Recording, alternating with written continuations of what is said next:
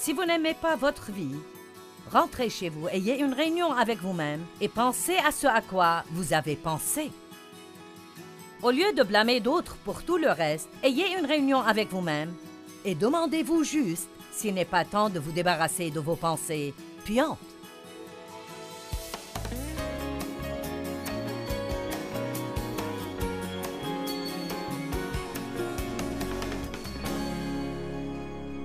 Vous savez, c'est une chose d'avoir quelque chose par la foi, c'est une autre de l'avoir grâce à votre expérience. C'est une chose de l'avoir légalement, comme je l'appelle, il y a beaucoup de bénédictions qui sont légalement à vous, parce que Christ est mort, son sang a été versé, il a scellé une nouvelle alliance dans son sang, et en tant que croyants nés de nouveau, nous sommes cohéritiers avec lui et nous avons un héritage. Il est légalement à nous, c'est à nous, mais c'est sa possession qui devient parfois problématique pour les gens. Les Israélites sont sortis des chaînes de l'Égypte. Ils étaient esclaves en Égypte. C'est l'équivalent d'être esclaves du péché. Dieu leur a envoyé un libérateur, Moïse, et nous en a envoyé un, Jésus-Christ. Et nous sommes sortis de l'esclavage du péché. Ils ont été délivrés de l'esclavage de Pharaon et ils se sont dirigés vers un lieu appelé la terre promise. Nous sortons de l'esclavage du péché et nous entendons parler des promesses de Dieu et nous commençons à apprendre comment nous les approprier dans notre vie. Bien, les Israélites devaient passer par un lieu que la Bible appelle le désert. C'était un voyage de 11 jours à vol d'oiseau, tout droit à travers ce désert. Cependant, ça leur a pris 40 longues, malheureuses et pénibles années avant que certains d'entre eux finalement y entrent. La plupart d'eux n'y entrèrent pas d'ailleurs. De plusieurs millions qui sont sortis, à peu près 1,5 million avec les enfants, très peu entrèrent dans la terre promise. Josué, Caleb, et certains des enfants qui n'avaient pas encore atteint l'âge de raison, quand Dieu finalement en a eu assez et a dit « Vous n'allez pas entrer dans la terre promise ». Maintenant, nous regardons leur histoire et nous secouons la tête en pensant que c'est bête. Si c'est un voyage de 11 jours, comment ça a pu vous prendre 40 ans pour vous y rendre? Mais il faut que nous nous réveillions ce soir et réalisions que beaucoup d'entre nous ont tourné autour des mêmes montagnes encore et encore depuis trop longtemps. Et ma parole pour vous ce soir est il est temps de passer et d'avancer rapidement vers la terre promise. Or, ils pensaient que le problème, c'était leurs ennemis. C'était les Ismaélites et les Hivites et les Jébusites et les autres Hites. Et nous avons tous nos marques de nom en Hites. Ça peut être les mauvais maris Hites, les malotrus, voisinites, les maladies Hites, la pauvreté Hite, le mauvais passé Hite. Nous avons tous nos propres Hites et nous pensons que c'est le problème, le diable Hite. Si seulement il me laissait tranquille. Si ceci, si cela, c'est autre chose. Mais quand j'ai commencé cette étude, il y a de longues années, et que j'ai cherché et me suis approfondi là-dessus, je me suis rendu compte que très clairement dans les Écritures, le problème ce n'était pas leurs ennemis, parce que, voyez-vous, Dieu était de leur côté. Et si Dieu est pour nous, qui sera contre nous? Il n'y a rien dans ce monde qui peut nous vaincre si Dieu est pour nous. Et Dieu était de leur côté. Il leur a dit, si vous faites ce que je vous dis, vous pouvez faire un voyage rapide à travers ce désert et profiter de ma promesse. Mais ils n'ont pas fait cela. Ce n'étaient pas leurs ennemis. Ce n'étaient pas les Jébusites, les Pérézites, les Hivites qui étaient leurs ennemis. Ce n'étaient pas les géants dans le pays. C'était leur mauvais état d'esprit et leur mauvaise attitude. Ils ne savaient pas comment penser de la façon dont Dieu voulait qu'ils pensent. Vous pouvez absolument penser à votre sortie des chaînes et penser à votre voie vers la liberté si vous apprenez à penser de la manière dont Dieu veut que vous pensiez. Il est impossible d'avoir la victoire et de penser au lien. Il est impossible d'être heureux et de penser à la tristesse et la dépression. Il est impossible d'être libre du péché quand vous pensez que vous êtes lié par le péché. Il y a un grand exemple de cela en Romains chapitre 6. Romains 6, 2, Paul a dit « Comment pouvez-vous vivre dans le péché quand vous êtes mort au péché ?» La Bible nous dit que quand le Christ est mort, nous sommes morts en lui, qu'il a pris le péché sur la croix et que nous sommes morts au péché et vivant pour la justice. Que veut dire ceci? Il y a une part de vous, la part de vous née de nouveau, qui ne veut rien avoir à faire avec le péché. Elle est morte au péché. C'est pourquoi maintenant, quand vous péchez, ça vous gêne. Avant d'être né de nouveau, ça ne vous gênait pas, vous vous en moquiez. Vous aimiez ça, vous l'appréciez. Mais une fois que vous êtes né de nouveau, vous avez une nouvelle batterie de problèmes parce que vous ne pouvez plus pécher confortablement. Ça vous rend malheureux. Donc il y a une part de vous qui ne veut pas pécher. Cependant, vous continuez d'avoir avec vous la chair, des pensées non renouvelées, des émotions hors de contrôle et une volonté butée qui a besoin d'être travaillée par Dieu et le Saint-Esprit. C'est ça en fait votre désert. Notre âme qui n'est pas encore renouvelée par la parole est notre désert. Nous devons apprendre comment laisser Dieu, qui est dans notre esprit, envahir notre âme. Il ne veut pas vivre seulement dans cette petite place de l'esprit. Il veut être dans vos pensées, dans vos émotions, dans votre volonté, dans vos finances, dans vos relations, dans vos distractions, et il veut finalement être vu à travers vous comme une lumière éclatante, afin que le monde dise « Cette personne a quelque chose que je veux », que quelqu'un rende gloire à Dieu.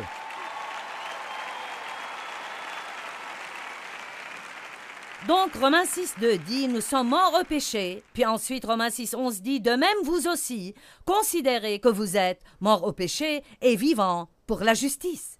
Le verbe « considérer » ici indique un processus de vos pensées. Donc, vous pourriez dire qu'en Romains 6,2 il est dit « Vous êtes morts au péché », puis qu'en Romains 6,11 il est dit « Maintenant, pensez que vous êtes morts au péché. Croyez que vous êtes morts au péché. » Donc nous disons « Je suis mort au péché » et chantons des chants disant que nous sommes libres en Christ et pas que nous avons peur du péché.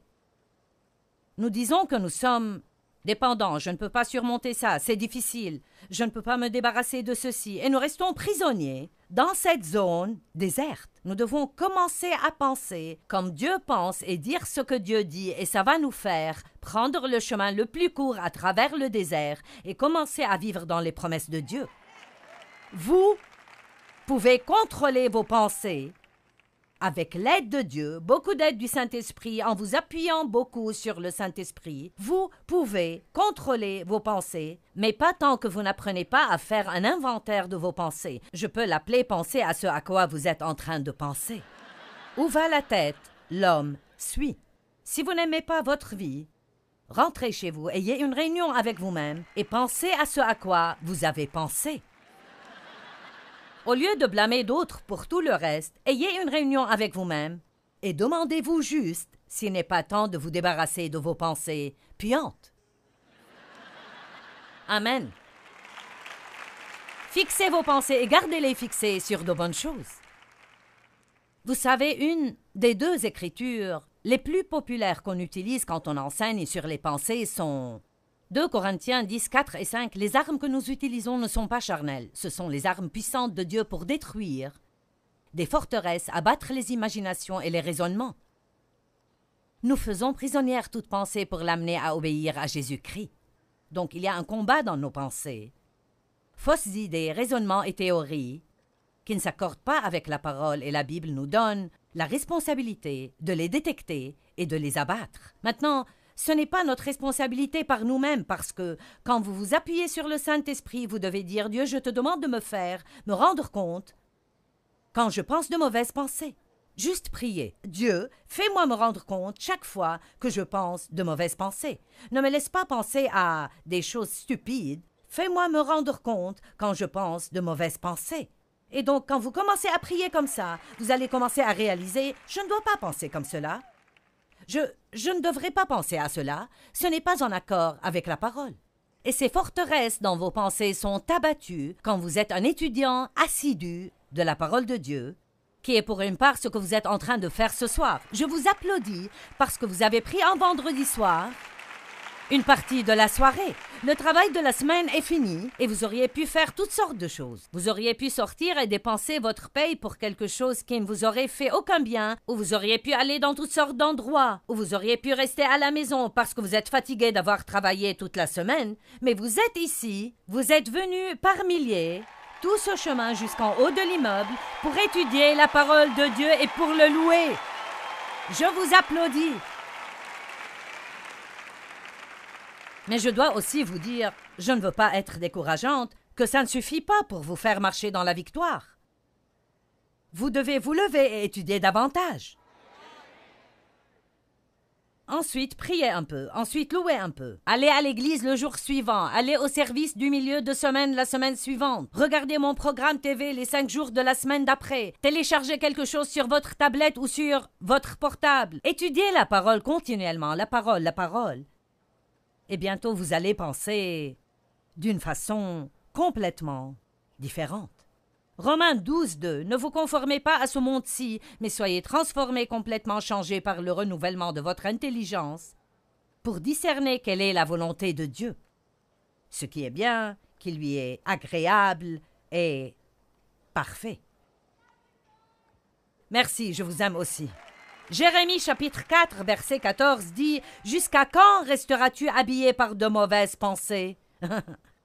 J'aime ça.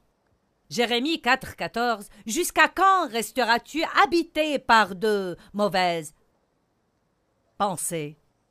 Donc, la première chose que j'ai détectée, que je sentais que c'était un problème pour les Israélites, et qui contribuait au fait qu'ils mettaient tant de temps à avoir la victoire, et aussi la raison pour laquelle beaucoup d'entre eux n'ont jamais eu la victoire du tout. Et vous savez, il y a beaucoup de gens qui croient en Jésus et qui iront au ciel, mais ne profiteront jamais de la victoire ici, sur la terre.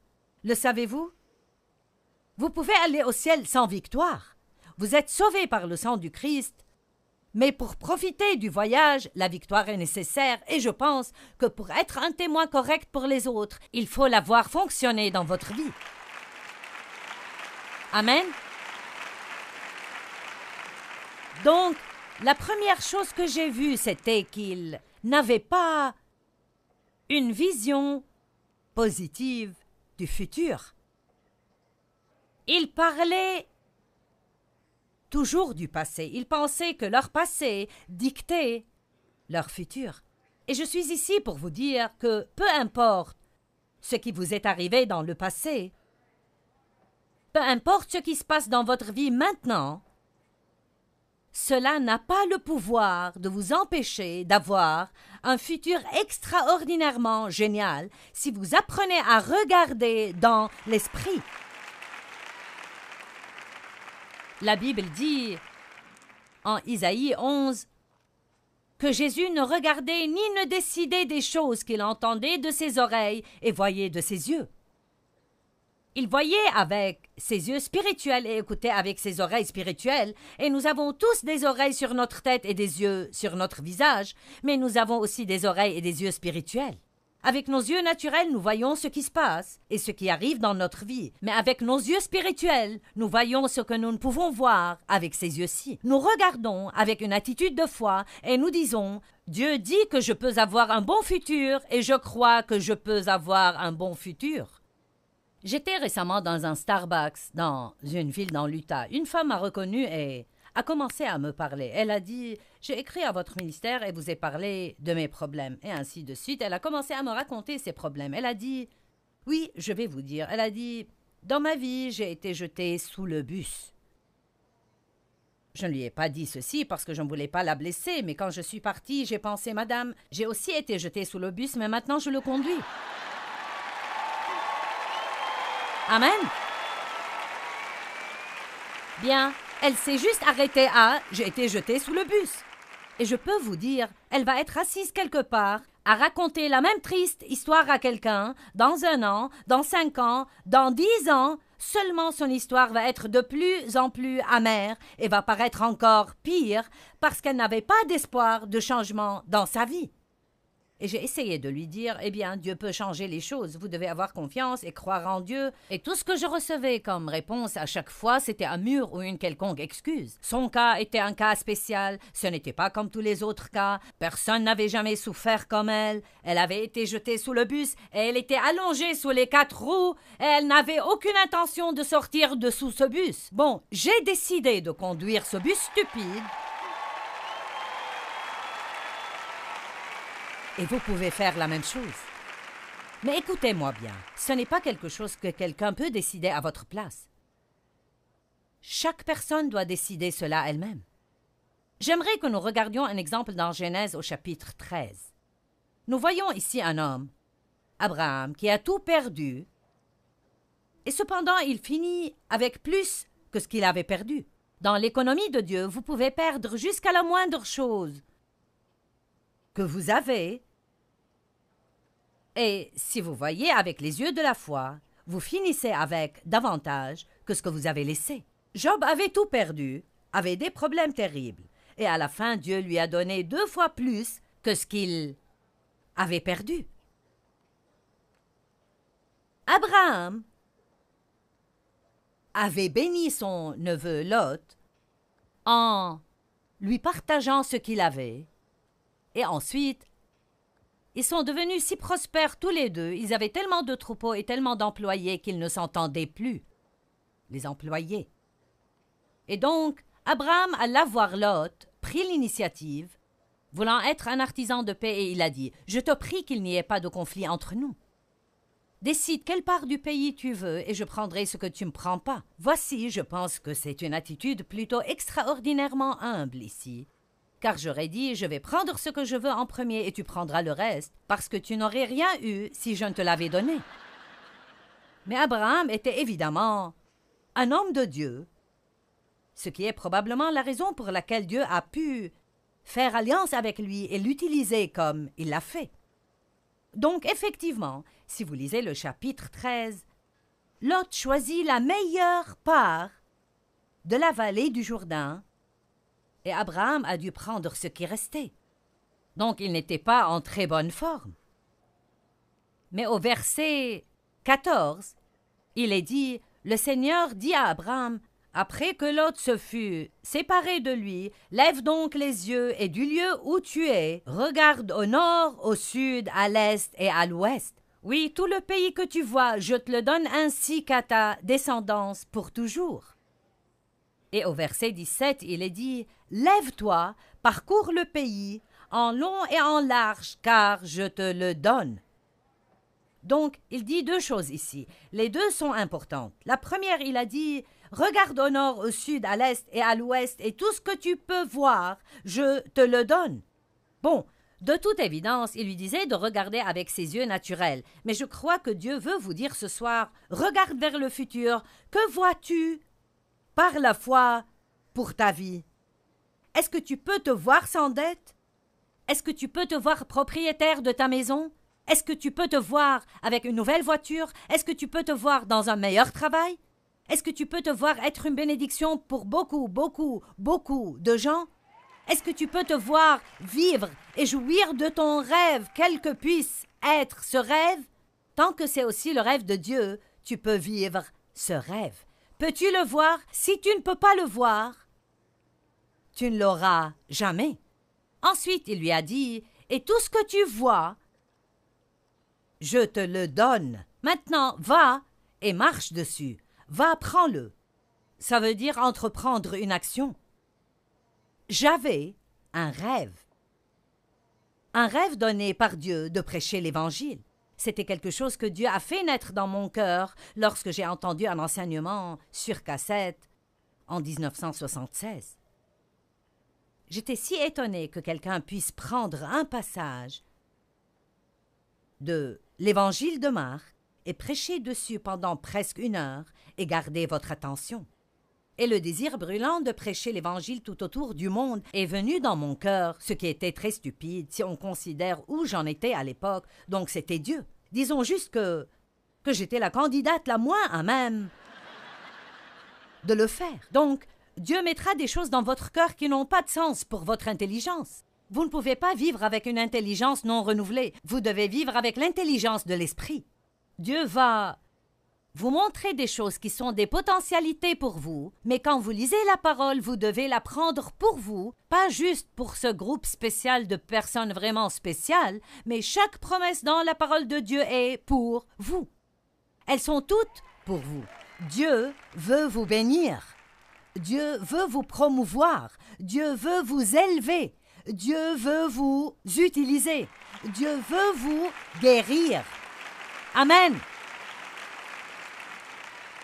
Mais vous devez le voir Et vous ne pouvez pas attendre de le voir avec ses yeux avant de le croire. Vous devez le voir d'abord avec vos yeux spirituels, ensuite vous le verrez finalement avec ses yeux-ci. Je vis dans le Missouri qui est appelé l'État du montre-moi. Eh bien, dans l'économie de Dieu, vous devez d'abord le croire, le voir avec vos yeux de foi, et ensuite vous le verrez finalement dans le naturel. Néanmoins, même si je proclamais par la foi ce que je croyais que Dieu m'avait dit et donné, je proclamais ses promesses comme m'appartenant, je devais quand même aller et prendre possession de ce pays. Maintenant, l'expression « prendre possession » est intéressante car, si vous l'étudiez, elle signifie déposséder les occupants actuels et ensuite prendre le pays. Donc, il y avait des ennemis dans la terre promise et ils ne voulaient pas s'occuper des ennemis. Donc les Israélites n'y entraient pas. Ils continuaient juste d'errer encore et encore en attendant que Dieu fasse quelque chose avec les ennemis avant d'entrer et de prendre ce que Dieu leur avait dit de prendre. Bon, voilà un point intéressant. En fait, en 2 ans, ils étaient arrivés à la frontière de la terre promise. Et si je vous emmène à Deutéronome chapitre 1, ce que je vais faire maintenant, allons à Deutéronome 1. Deutéronome chapitre 1, verset 20. Je vous ai dit, vous voici, arrivés près de la région montagneuse des Amorites que notre Dieu nous donne. C'est Moïse qui dit cela. Vois, le Seigneur ton Dieu t'a remis le pays. Monte, prends-en possession. Comme le Seigneur, le Dieu de tes pères, te l'a promis. Ne crains pas, ne te laisse pas abattre. Alors vous êtes tous venus à moi et vous m'avez dit, envoyons donc des hommes devant nous. Ils feront pour nous une reconnaissance du pays ainsi qu'un rapport sur le chemin où nous devrons monter et sur les villes où nous arriverons. Cela m'a paru bon et j'ai pris parmi vous 12 hommes et je les ai envoyés. Ce sont les 12 espions qui sont entrés faire une reconnaissance dans la terre promise. Et effectivement, le verset 25 dit, ils y ont cueilli des fruits du pays et nous les ont rapportés. Ils nous ont déclaré, le pays que le Seigneur notre Dieu va nous donner est un bon pays. Regardez le verset 26. Pourtant, vous vous êtes révoltés contre les commandements de votre Dieu en refusant d'y aller. Je n'ai pas le temps de tout lire, mais plus loin. Ils ont décidé, bien maintenant, nous y irons.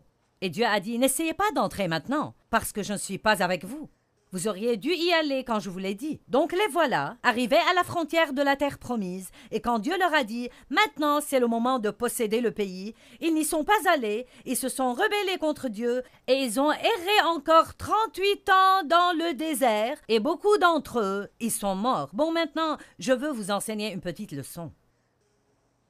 Quand Dieu dit « Il est temps de vous occuper de quelque chose »,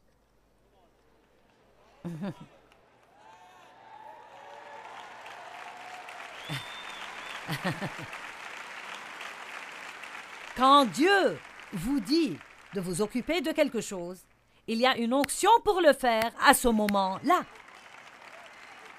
Et vous ne pouvez pas le mettre de côté jusqu'à un moment plus pratique ou un moment apparemment plus facile ou un moment où vous vous sentez prêt, parce qu'alors vous pouvez décider « J'en ai marre de supporter ça, je pense que je vais m'en occuper maintenant » et puis vous rendre compte que Dieu ne vous a pas oint à ce moment-là. Nous devons apprendre que quand Dieu touche des choses dans nos vies, il faut le prendre sérieusement.